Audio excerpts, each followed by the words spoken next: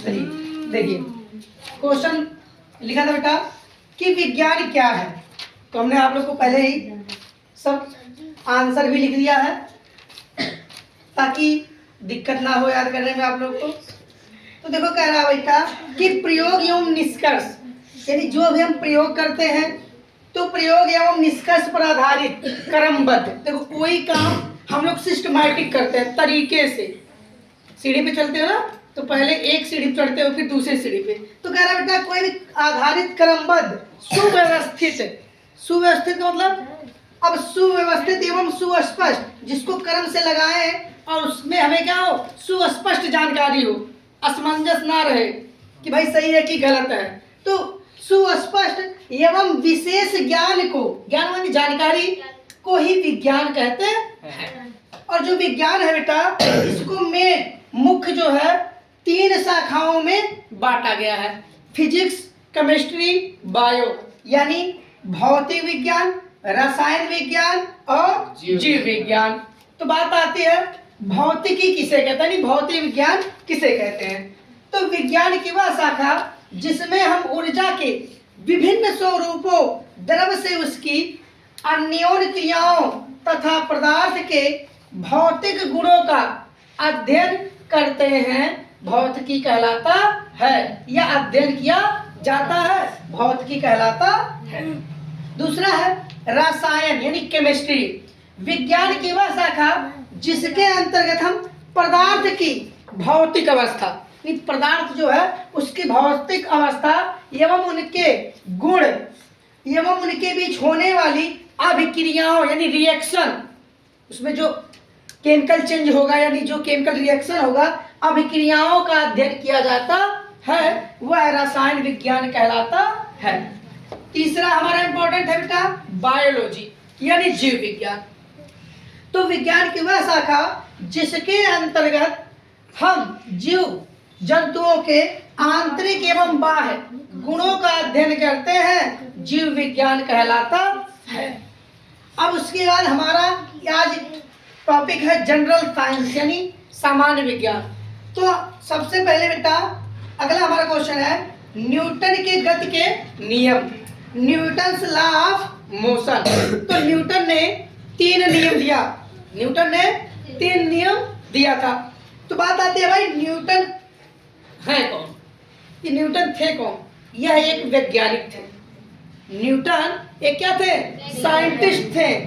और इन्होंने, इनका पूरा नाम है सर आइजैक न्यूटन। हाँ, इनका पूरा नाम जो न्यूटन पार्ट में कहते हैं हम लोग, लेकिन इनका पूरा नाम था सर आइजैक न्यूटन।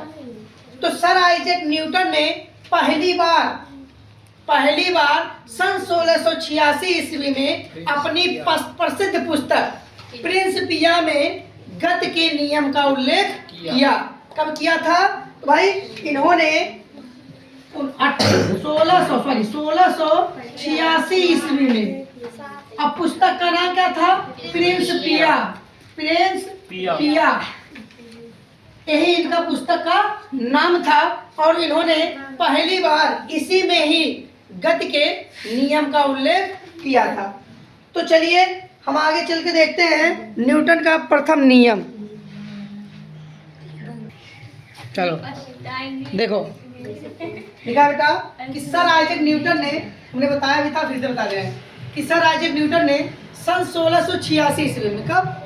सन 1686 ईस्वी में अपनी प्रसिद्ध पुस्तक प्रिंसिपिया में पहली बार गति के नियम का उल्लेख किया। यानी इन्होंने पहली बार अपनी इसी प्रिंसिपिया जो इनकी पुस्तक थी, बहुत ज़्यादा प्रसिद्ध भी थी, इन्होंने इसके गति के नियम को पहली बार बताया।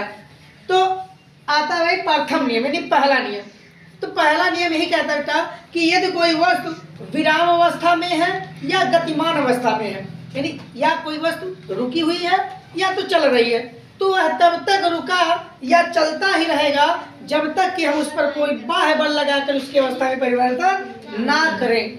यानी यदि कोई, जैसे मान लेते हैं एक मेज पे या ये बोतल है, इस बोतल को हम जो है यहाँ मेज पर या ऐसे रख दें तो ये तब तक या इसको रख रहा है ना, तो इसमें हम अलग, या इसको हम उठा रहे हैं तो अलग से कोई बल लगा रहा है ना।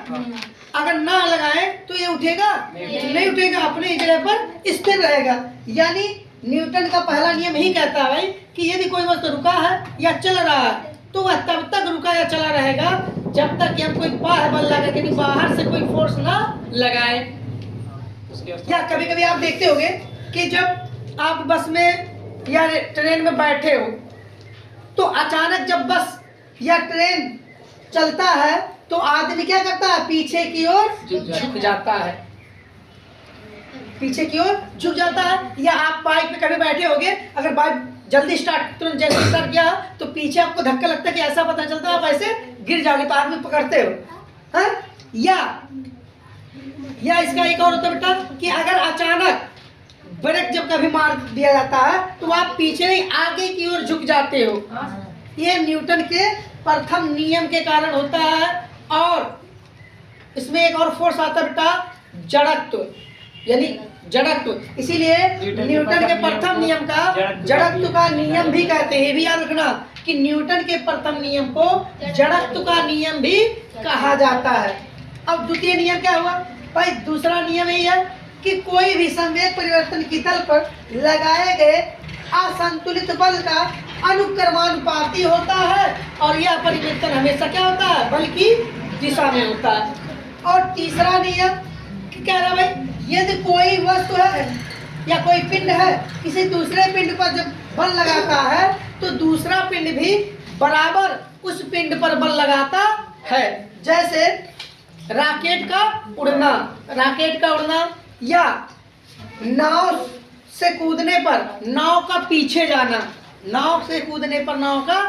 जाना, या बंदूक चलाने पर पीछे की ओर धक्का लगना। क्योंकि भाई जब बंदूक जितनी फोर्स से निकलती है वो अभी हमें पीछे क्या करती है, धक्का देती है, बल लगाती है। तो बल लगाती है तो इसीलिए हमें पीछे क्या लगता है, झटका लगता है। तो इसको नोट कर लीजिए आप लोग।